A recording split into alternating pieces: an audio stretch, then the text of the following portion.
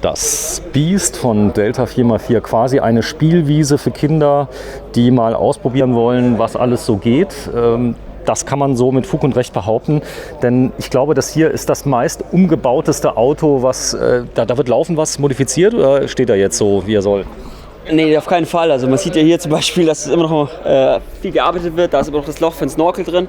Da war jetzt kurzzeitig einer montiert, aber leider ist er nicht zur Messe fertig geworden. Darum sieht man, das ist auf jeden Fall immer noch ein Prototyp. Und ja, da wird einiges geändert. Zum Beispiel die Verbreiterungen sind auch ganz neu jetzt zur Messe erst draufgekommen.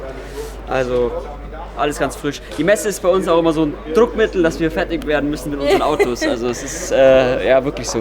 Ja, ich habe zwei ganz tolle Teilnehmer hier an der Messe. Einmal die Simone. Grüße Simone. Danke. Wenn viele wieder schreien, die Frau hat ja keine Ahnung, aber darum geht es mir eigentlich, denn du sollst dumme Fragen stellen. Das kann ich gut. Das kannst du gut. Ja. Das ist so, das ist ein richtiger Hingucker, den du hast. Unglaublich, ich sag mal, stark, wenn du überlegst, dass der normale Sprinter ja von irgendwelchen Lieferdiensten, ich sag mal, Gas-Wasser-Installateuren und so weiter gefahren wird. Aber das ist derselbe Sprinter von den Abmaßen her, oder? Genau, richtig. Ja. Also wir haben ja auch, muss ich ehrlich sagen, viele Handwerker, die bei uns zum Beispiel einfach Felgen kaufen, Räder kaufen, um halt einfach zum Beispiel auch auf Baustellen leichter zu kommen. Also haben wir auch eine ganz große Kundengruppe, so ist es nicht. Ja. Offroad-Tauglichkeit, Baustellen ist ein Riesenthema. Du hast ein Neubaugebiet, du kommst nicht rein, du fährst dich fest. Ja, also es ist bei uns nicht so, dass wir haben viele Kunden bestimmt, die sich solche Räder kaufen und wahrscheinlich nie ins Offroad fahren, aber wir haben genauso viele Kunden, die halt wirklich damit tagtäglich zur Werkstatt fahren und anders eigentlich nicht da drauf kommen.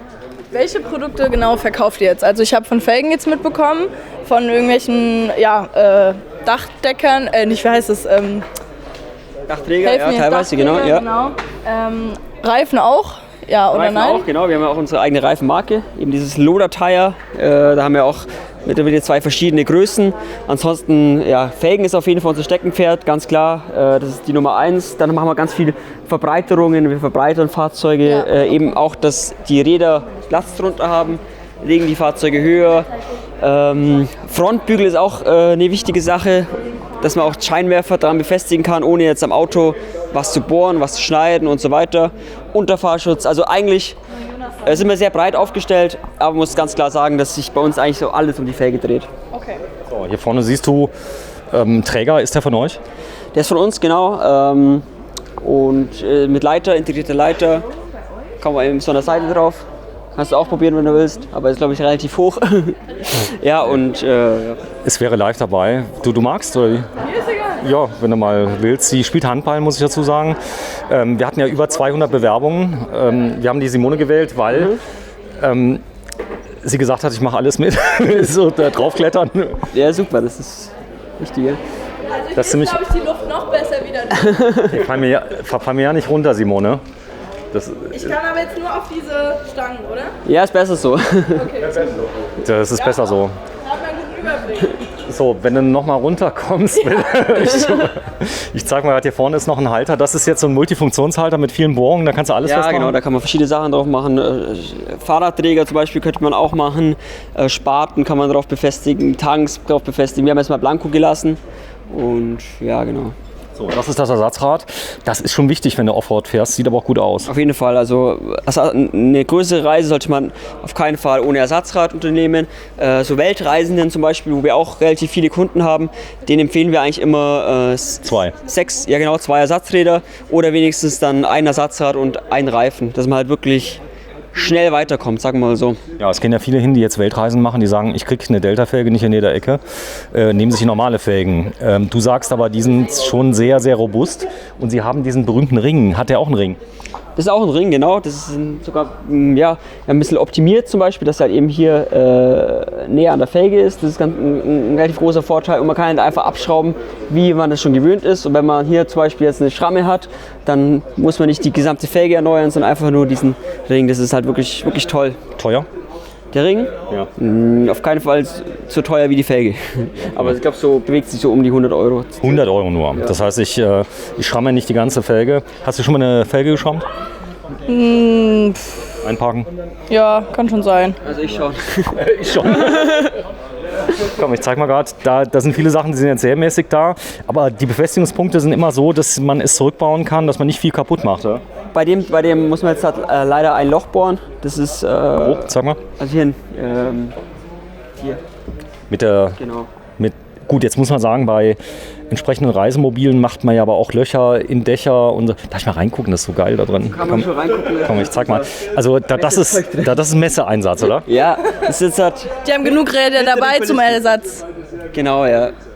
So, Delta ist mit drin. Das ist ein Riesenaufwand, hierher zu kommen. Also da sind viele Leute, die fahren Fahrzeuge, da müssen Fahnen aufgehangen werden und so weiter. Ihr müsst anwesend sein. Das heißt, allein die Personalkosten auf so einer Messe ist schon heftig, ja, aber die ist so wichtig, oder? Auf jeden Fall, also ohne diese Messe könnte ich mir das halt nicht vorstellen. Das ist ganz wichtig und wie gesagt, auch für die Mitarbeiter freut sich jeder, der dabei ist. Wir haben wirklich ein super Team. Da kann man wirklich sagen, jeder ist dahinter. Keiner arbeitet irgendwie dagegen, sondern es ist echt wunderbar. So, alle. Nee, kein Bock auf Feiern. Wie war's? Alle. Nee, ich habe gerade so einen Songtext, hatte ich gerade ein Ding so. Alle haben Bock, keiner Ja, hat Zeit zum Feiern, oder genau. So, ja. So, hier vorne steht's. Also das ist eure neue Felge, oder? Ist die schön? Ja, mir gefällt so. Mir gefällt's. Das ist gut. Das ist halt, dass sie einfach so konkav ist. Das heißt, dass sie halt wirklich ein großes Tiefbett hat, ist nicht so flach wie andere Felgen. Das ist das Schöne, dass wir die ja eben ganz breit gezogen haben. So, das ist ja mal eine Verbreitung. Was war denn die Herausforderung bei der Verbreitung? Weil die sieht ja jetzt so aus, als hättet ihr die, keine Ahnung, ist das Kunststoff? Es müsste GFK sein und ja, die wollten wir einfach ein bisschen martialischer gestalten, nicht so dezent. Wir haben ja dezente Verbreiterungen. Ist die gelungen? Das musst du mir sagen, weiß ich nicht. Das ist die erste, die wir jetzt hatten, so ein Prototyp. Ist die martialisch? Du weißt, was das heißt? Zu groß, so. So hart für Männer, weißt du, so, Nee, würde ich jetzt nicht sagen. so kämpferisch. Nee, Nee, ist noch okay. ist okay. Ja. Also das ist der Prototyp und ja, so eine Messe ist natürlich auch wichtig, was die Leute sagen, ob die sowas haben wollen oder eben nicht. Und dann entscheiden wir, ob wir das ins Programm aufnehmen oder. Also ich finde sie ziemlich geil, muss ich ganz ehrlich sagen. Auch hier die Optik, ihr habt so ein bisschen angeschrägt, so aerodynamisch an der Seite. Das hat ja auch einen Grund, einen praktischen Grund, weil die Tür sonst kaputt wäre. Genau, ja, es ist halt immer ganz schwierig bei den Transport- und Verbreiterungen anzufertigen, weil man immer aufpassen muss, dass die Türen noch aufgehen. Ja. Der wichtigste Faktor ist die Folierung. Wer macht denn sowas hier, Beast und so? Also bei uns ist es immer so ganz schwierig, die Entscheidung zu finden, wie man ein Fahrzeug foliert. Am Ende bleibt es dann beim Chef hängen, weil irgendeine Entscheidung gefällt werden muss. Und ja, zum Beispiel ist es ganz witzig, bei dem hier, Ist die alte Schrift noch drunter? genau richtig, da war erst nur dieses The Offer Company drunter und das haben wir einfach drunter gelassen und drüber foliert. Das ist, glaube ich, ein ganz cooler Effekt. Also Ja. der ist jetzt zum Beispiel von der Firma foliert worden, die heißen Crea Vans. Die haben sich ja auf sowas spezialisiert, das kann man gerne sagen, weil wir echt gar nicht zufrieden sind mit der Folierung.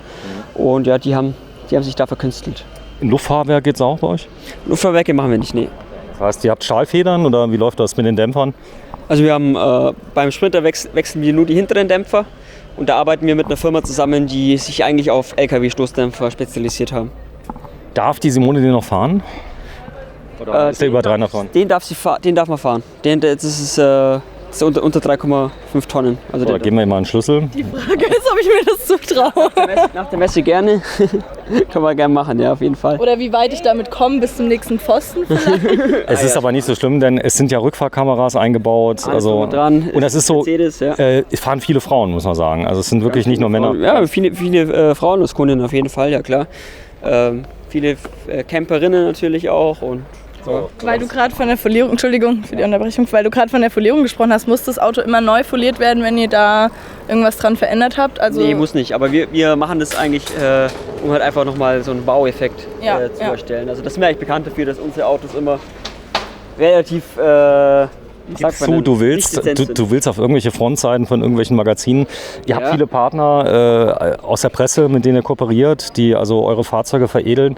Wie war der Erfolg? Weil es gibt ja viele Veredler, gibt's ja. Was macht Delta so begehrt? Dass irgendwie will jeder Delta-Felgen haben, gerade eure Standardfelge. Gut, die neue, ich glaube, die könnte nicht werden, ne? Ich hoffe. Also es ist immer schwierig, eine schöne Felge auf den Markt zu bringen, die auch wirklich gefragt wird. Wir haben auch viele Felgen in unserer langjährigen Geschichte gehabt, die gefloppt sind. Warum auch immer, aber ich glaube, mit der habe ich ein ganz gutes Gefühl bisher. So, Babyblau, hier vorne ist es. Das ist auch ein ganz besonderes Auto. Es ist genauso wie das G-Modell. hätte der Hersteller auch hier einen Flop landen können, hat aber nicht. Kam genauso gut an wie das G-Modell. Ist mittlerweile auch ganz schwer lieferbar, muss man sagen. Also es ist auf jeden Fall besser als das G-Modell und den werden wir uns gleich mal angucken.